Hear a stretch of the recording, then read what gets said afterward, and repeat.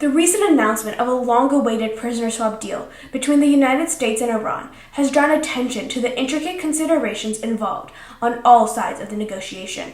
The exchange, which aims to release American citizens held in Iran in return for unfreezing Iranian assets, sheds light on the complex dynamics, political motivations, and diplomatic challenges faced by both nations. Together, we will delve into the multifaceted aspects of the negotiation, exploring the motivations of the parties involved, the broader geopolitical context, and the political implications of the deal.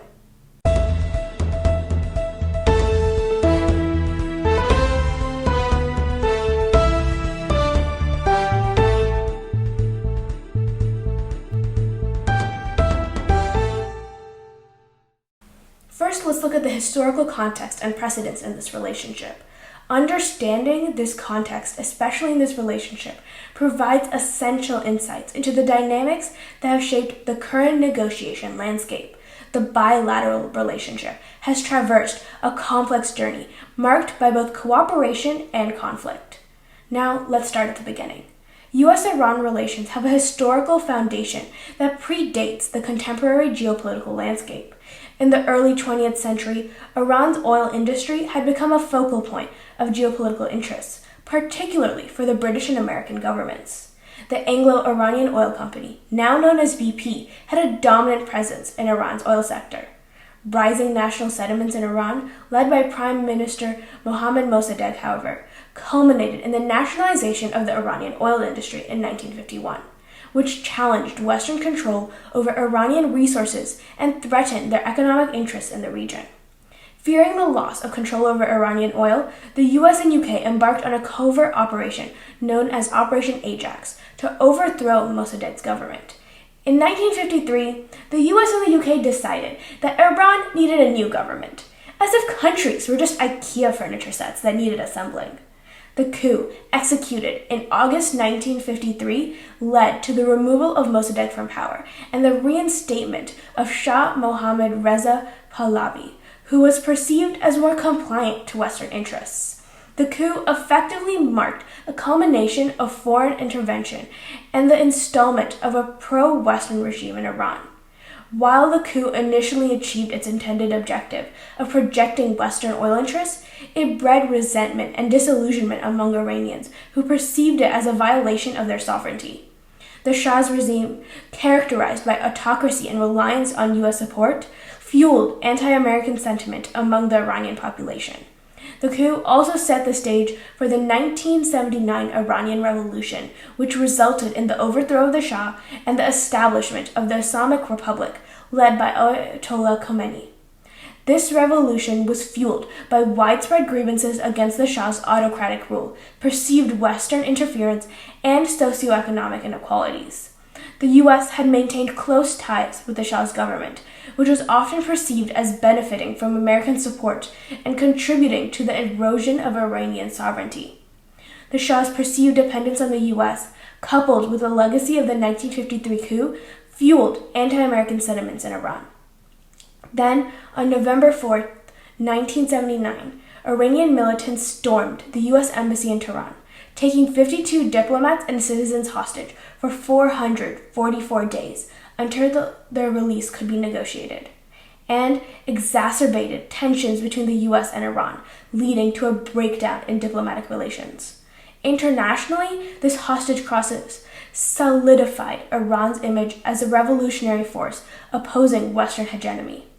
Regionally, the crisis emboldened anti-American factions within Iran and across the Middle East. It contributed to the consolidation of Iran's revolutionary identity and inspired similar anti-Western sentiments in neighboring countries. The crisis engendered deep-seated mistrust and contributed to the demonization of each other in the eyes of both nations' populations. The memory of the crisis looms large in diplomatic discussions and remains a key reference point in addressing the intentions and credibility of both nations.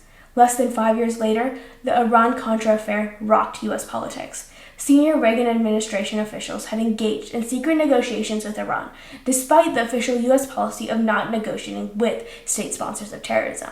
The administration aimed to secure the release of American hostages held by Iranian-backed groups in Lebanon, In exchange for selling arms to Iran, the U.S. hoped to garner Iran's influence to secure the hostages' release. Remember when Iran-Contra made us realize that even politics had its own version of a shady back-alley deal, complete with trench coats and hushed whispers? However, this arms deal was controversial on multiple fronts. First, they violated the U.S. owns arms embargo against Iran.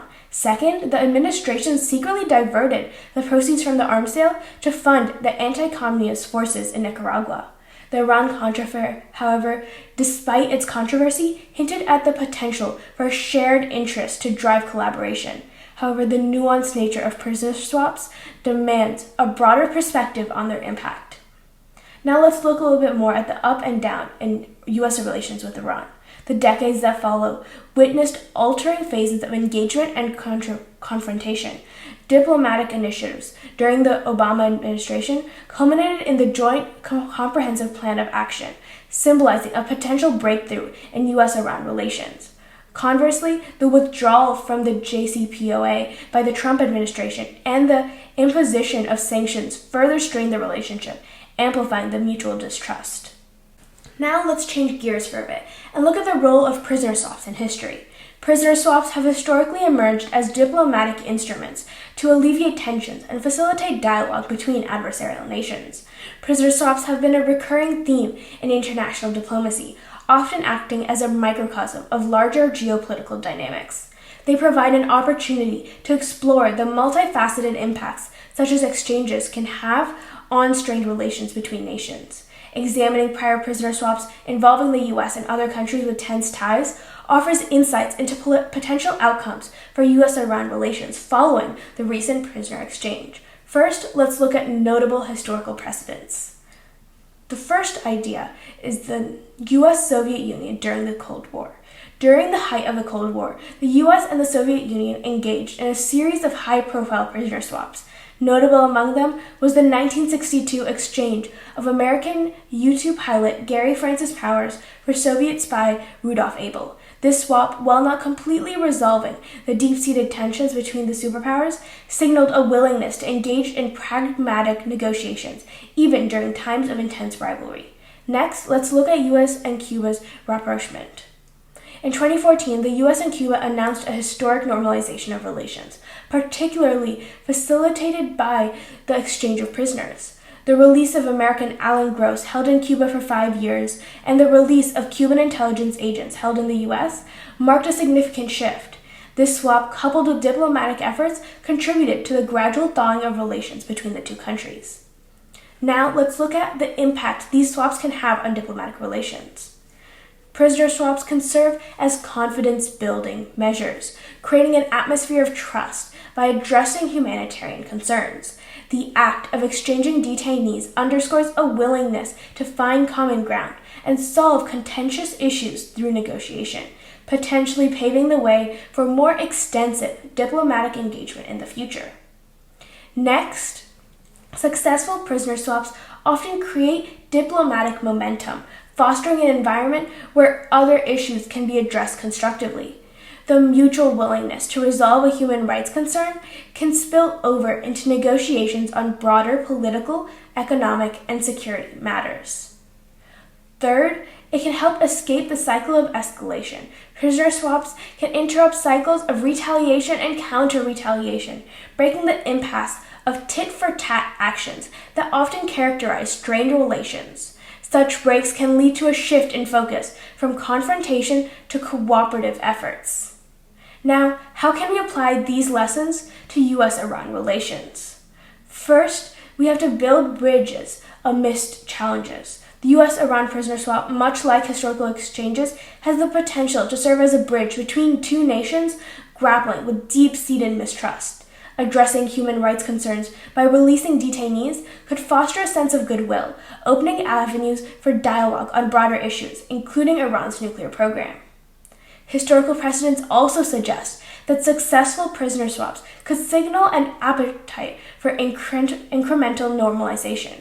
Just as the U.S.-Cuba case demonstrated, addressing one contentious issue can create a domino effect, allowing both sides to explore areas of mutual interest.